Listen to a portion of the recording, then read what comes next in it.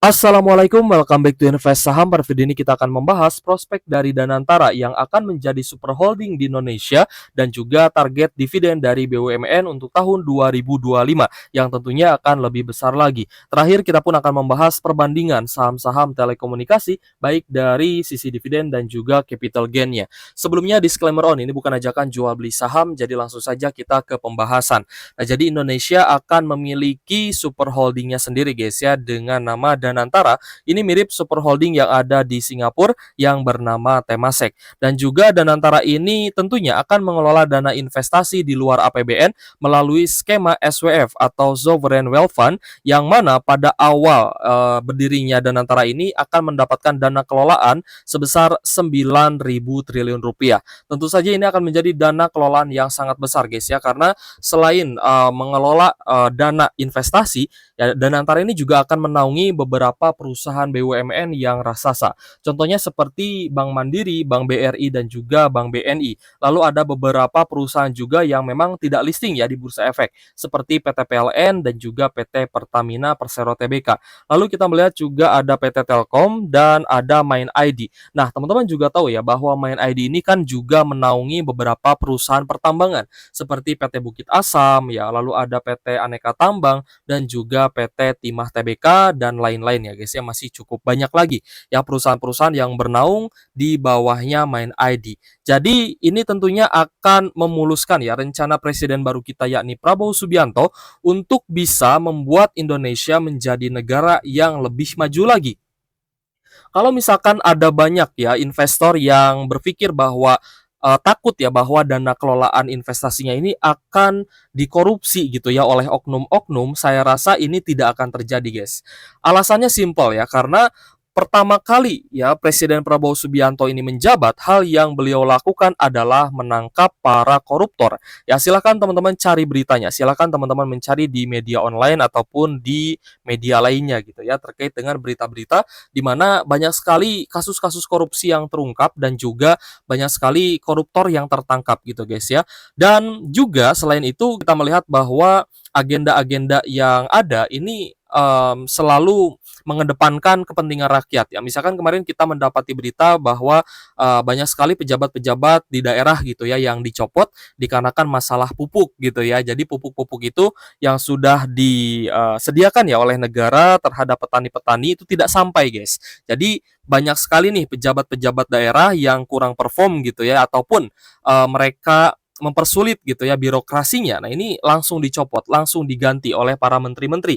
Dan ini pun sejalan ya dengan keputusan beliau ya sebagai presiden bahwa ketika ada beberapa pejabat yang di bawah kementerian itu tidak perform, ya mereka lebih baik dicopot saja dan lebih baik diganti ya oleh orang-orang yang memang kompeten gitu guys ya. So saya rasa ini akan menjadi hal yang sangat positif terutama untuk perusahaan-perusahaan BUMN, dan kita lihat juga memang beberapa perusahaan BUMN sedang dalam proses penyehatan gitu ya, karena Bapak Erick Thohir sendiri ya sejak menjabat ya sebagai Menteri BUMN di beberapa tahun ke belakang itu juga cukup ya guys ya, cukup baik saya rasa, di mana beliau terus menargetkan penerimaan dividen dari perusahaan BUMN ini setiap tahun itu semakin besar gitu ya. Jadi apa yang akan dilakukan oleh perusahaan-perusahaan BUMN ini ya tentunya adalah penyehatan baik dari sisi perusahaan dan juga dari sisi manajerialnya.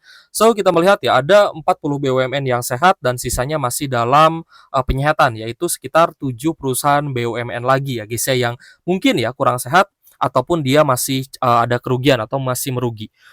Jadi kita pun melihat ya bahwa ini akan ada beberapa kebijakan ya guys ya terkait dengan perusahaan-perusahaan BUMN ini. Pastinya akan banyak sekali hal yang dilakukan ya oleh Menteri BUMN saat ini gitu guys ya. So selanjutnya kita pun melihat bahwa dividen di tahun 2025 akan lebih besar, yakni mencapai 90 triliun rupiah. Jadi kalau misalkan kita melihat ya guys ya apa yang dilakukan oleh presiden kita dan juga menteri-menterinya, ini ya tentu saja untuk menjadikan Indonesia sebagai negara yang kuat gitu ya. Baik dari sisi perusahaan BUMN-nya, jangan sampai ada koruptor, jangan sampai ada kebocoran-kebocoran, dan juga harus perform gitu ya, harus bisa apa ya, menguntungkan lah untuk negara, seperti itu, guys. Nah, jadi kalau saya sih optimis ya, kalau misalkan perusahaan-perusahaan BUMN ke depannya akan lebih baik lagi, karena kembali lagi, ya guys ya, bahwa presiden baru kita, yakni Prabowo Subianto ini cukup tegas. Yang pertama adalah memberantas korupsi, dan juga yang kedua, yang baru ini kita lihat ya guys ya, beliau tegas untuk mengganti orang-orang yang menjabat yang kurang perform, digantikan dengan orang-orang yang memang ini ya kompeten ya di bidangnya gitu ya. So kita akan lanjut guys ya membahas beberapa saham BUMN seperti Telkom ya, dan kita akan bandingkan juga beberapa saham telekomunikasi yang ada di IHSG. Mungkin untuk friend kita akan coba hilangkan dulu ya. Kita akan bahas Telkom, XCL dan juga ISAT baik dari sisi dividennya plus capital gain-nya seperti itu. Jadi untuk Telkom ya memang di harga yang cukup rendah di hari Jumat lalu kita lihat juga turun 0,36% di Rp2.750 per saham. Dan untuk Telkom pada kinerja kuartal 3-nya mengalami penurunan guys ya. So memang pada tahun 2024 ini sepanjang 3 kuartal laba bersihnya terus mengalami penurunan yang berarti memang kinerja dari Telkom ini ya kurang bagus guys ya. Meskipun memang pada kuartal 2 terjadi efisiensi ya karena ada program pensiun dini ya, kita maklumilah. Jadi untuk di tahun 2024 ini laba bersihnya untuk estimasi full year-nya itu mencapai 23,5 triliun, turun dari EPS atau dari net income di tahun sebelumnya yang mencapai 24,5 triliunan. Sedangkan dari sisi valuasi PE ratio 11 kali dan PBV 2,1 kali. Dan nanti kita pun akan bandingkan guys ya dengan saham telekomunikasi lainnya. Untuk Telkom dividen yield-nya kisaran 6,49% dan terakhir bagi dividen di 16 Mei 2024 dan memang masih rutin ya bagi dividen 1 kali dalam 1 tahun. Untuk ROE-nya di angka 16,75%. Jadi memang beberapa masalah yang ada di Telkom ini pun terjadi di XL dan juga di ISAT ya karena memang mereka berada di atmosfer yang sama ya, berada di bisnis yang sama. Jadi untuk Telkom ya cukup sideways di 3 hari terakhir ini di sekitar Rp2.750 per saham. Namun jika Telkom turun ke 2.600 sampai 2.500, maka harga saham Telkom itu sama dengan harga ketika pandemi COVID-19 ya guys ya. Dan itu saya rasa menjadi harga yang akan sangat bagus ya untuk diakumulasi. So untuk Telkom ya kita lihat di tanggal 8 November ternyata ada sedikit akumulasi guys. Terutama dari KZ, PD, SQ, HD dan juga XL ya. Nah, kita lihat ternyata masih ada net sell dari asing 48,7 miliar yang berarti ini akumulasinya dari domestik ya guys ya. Jadi domestiknya akumulasi yaitu dari PD, SQ, CC, YU dan juga HD. So, teman-teman bisa menggunakan fitur yang lengkap ya guys ya, seperti broker summary-nya. Di sini kita bisa langsung lihat average atau rata-rata akumulasi atau distribusinya. Tadi kalau misal kita rubah ke all investor, di sini kan ada small accumulation, berarti ada akumulasi. Tinggal kita tracking lagi nih siapa yang akumulasi, apakah domestik atau asing. Nah, ternyata kan investor domestik ya yang akumulasi itu dari PD, SQ dan juga CC.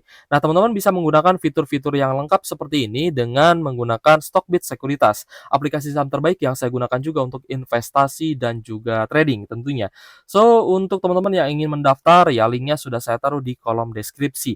Dan selain ya beberapa fitur yang cukup lengkap, di charting Stockbit ini kita pun bisa menambahkan beberapa indikator dengan tanpa batas ya atau tanpa batasan dan semuanya free gitu guys ya. Tinggal teman-teman daftar saja. Jadi ini berbeda dengan di TradingView di mana ketika teman-teman menggunakan TradingView tentunya itu akan dibatasi ya guys ya. Dan kalau misal teman-teman ingin menggunakan banyak indikator, ya itu teman-teman harus bayar ya. Sedangkan di sini free, teman-teman bisa menggunakan lebih dari 3, lebih dari 4 indikator gitu ya untuk memudahkan teman-teman. So, memang investor asing ini masih ada outflow ya guys ya dari IHSG, dan ketika kita menggunakan foreign flow underlay di sini kita melihat ya bahwa investor asing juga masih terus melakukan distribusi terhadap saham Telkom ini. Tapi teman-teman jangan terlalu khawatir ya ketika nyangkut di saham Telkom, maka teman-teman lebih baik averaging down saja dibandingkan teman-teman cut loss ya. Sayang ya kalau misal teman-teman cut loss di saham yang rutin bagi dividen termasuk dengan Telkom ini. Jadi Telkom apakah sudah oversold, apakah sudah jenuh jual? Ya tentu saja sudah gitu ya. Tapi tidak ada jaminan Telkom ini tidak akan turun lebih dalam lagi ya. Di level saat ini saya rasa memang sudah level yang cukup rendah, tapi tidak menutup kemungkinan Telkom tidak akan turun kembali. Jadi kalau misal teman-teman mau averaging down, ya usahakan teman-teman menggunakan sistem DCA atau dollar cost averaging ya dengan sistem piramid. Ya sistem piramid itu gimana Kak? Jadi setiap penurunan saham teman-teman bisa beli lebih banyak. Misalkan di area pembeliannya ya, misalkan ketika dia sudah oversold di 2.800 teman-teman bisa beli misalkan 10 lot. Nanti turun lagi ya ke 2.700 teman-teman bisa beli lagi 20 lot dan seterusnya. Semakin rendah semakin banyak belinya. Seperti itu guys ya. Jadi untuk saham Telkom tentu saja jika kita lihat ya berdasarkan potensi dividennya di harga saat ini saya rasa potensi dividen Telkom akan jauh lebih menarik dibandingkan dengan harga yang terlalu tinggi. Dan untuk Telkom dari sisi capital gain juga kita lihat ya di sini ada upside yang sangat tinggi asalkan teman-teman sabar aja gitu ya dalam investasi di saham Telkom ada upside hingga 53,9%.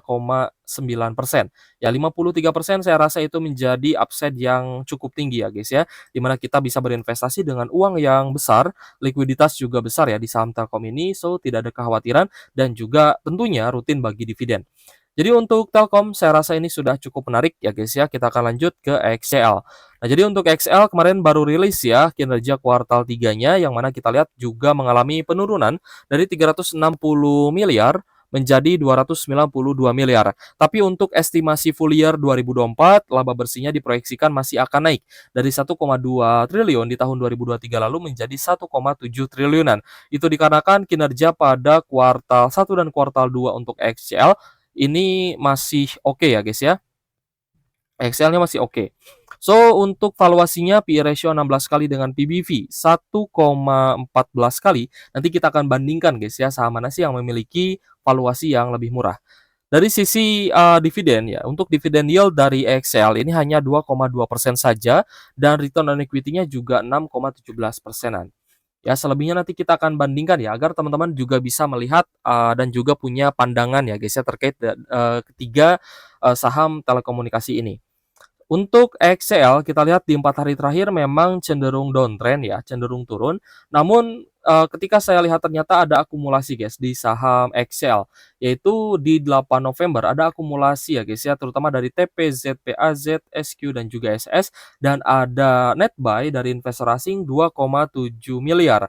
So ini tentunya akan cukup menarik ya, siapa tahu XL bisa rebound lagi setelah di hari Jumat lalu mengalami koreksi 1,78% di Rp2.210 per saham. Tapi jika teman-teman ingin mendapatkan harga yang lebih murah, teman-teman bisa tunggu di sekitar harga 2.000-an guys ya.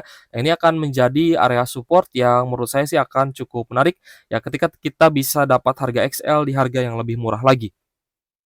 Terkait dengan mergernya dengan Friend ini sudah berada di tahap yang kita lihat juga ada perkembangannya gitu guys ya. Ini kan sebenarnya sudah cukup lama ya menggantung terkait merger XL dengan Friend. Tapi ya kembali lagi yang kita lihat di sini adalah XCL-nya yang bagus ya, bukan Friend-nya. So untuk kedepannya XCL ya kita akan pantau juga dan ini saham yang cukup menarik juga, terutama untuk teman-teman yang melakukan swing trading. Selanjutnya ISAT, yang mana ISAT ini di hari Jumat lalu ya mengalami penurunan yang cukup dalam, bahkan dia setelah stock split pun harga sahamnya terus mengalami penurunan. Sedangkan ISAT masih turun 4,8% di hari Jumat lalu ya, tanggal 8 November di Rp2.180 per sahamnya. Dan kinerja kuartal 3-nya bagus, ternyata masih ada kenaikan dari 879 miliar menjadi 1,1 triliunan. So, untuk estimasi full year di tahun 2024 juga diestimasikan akan naik dari 4,5 miliar menjadi 5,1 miliar. Untuk laba bersihnya, untuk kinerja dari sisi laba bersih EPS kita lihat yang mengalami pertumbuhan paling tinggi ya saya rasa adalah ISAT gitu guys ya. Jadi untuk ISAT PE ratio-nya 13 kali dengan PBV 2,17 kali. Kita lihat juga untuk dividen yield-nya hanya 3% saja karena harga sahamnya juga sedang turun. Untuk return on equity 17,25%. So, untuk fundamental ISAT juga bagus ya. Tapi harga sahamnya memang masih nyungsep ya guys ya. Masih turun bahkan setelah stock split sekalipun ISAT ini masih turun dan saya rasa banyak juga nih yang nyangkut di saham ISAT. Masih koreksi 4,8% ya, closing di Rp2.180 per saham tepat di zona support sebelumnya. Tapi kembali lagi ini juga tidak menutup kemungkinan ISAT bisa turun lebih dalam lagi guys ya. Jadi untuk ISAT ya, kita mungkin bisa tunggu di sekitar 2000-an guys ya, untuk harga yang jauh lebih murah, karena untuk support saat ini kita lihat memang dia berada di zona support yang cukup kuat. Ya, tapi kembali lagi apakah dia akan turun ke level 2000-an atau tidak. Dan di hari Jumat lalu ya, tanggal 8 November juga masih ada distribusi guys dari DX, BKAK, ZPYU, dan lain-lain. Jadi asingnya masih net sell 34,7 miliar, sedangkan belum ada tanda-tanda akumulasi. Jadi kalau misalkan dari money flow-nya yang cukup menarik adalah XCL dan juga Telkom gitu ya. Ada akumulasi kalau Telkom itu dari domestik ya, sedangkan XCL akumulasinya dari asing, sedangkan ISAT ini masih di distribusi asing. Jadi untuk ISAT ya kita tunggu dia sampai oversold karena cukup nanggung guys ya di level saat ini. Semoga kita dikasih harga yang lebih murah di 2100-an ya untuk 1200 tepatnya ya. Dan di 2000-an saya rasa akan menjadi average yang cukup menarik nih untuk saham ISAT. Oke guys, di sini kita akan membandingkan guys ya dari ketiga saham yang tadi sudah kita bahas, ada Telkom, ISAT, dan juga EXCL.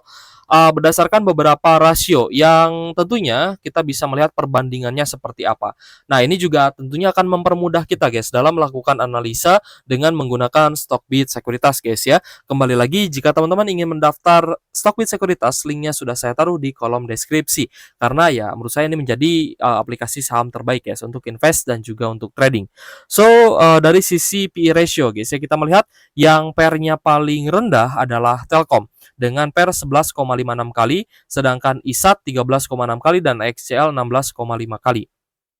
Selanjutnya dari sisi PBV ya, PBV yang paling murah adalah XCL ternyata 1,14 kali, sedangkan Telkom di angka 2 kali dan ISAT 2,1 kali.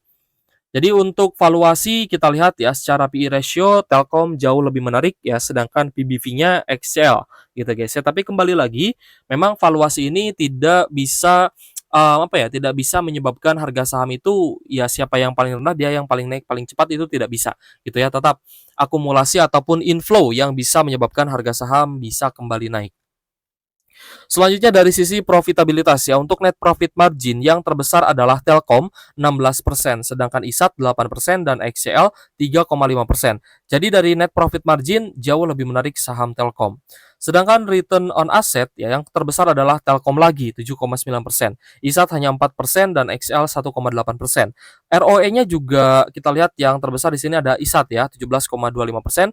Ini untuk Telkom juga 16,75%, jadi masih di kisaran belasan persen, sedangkan XCL hanya 6,17%-an saja.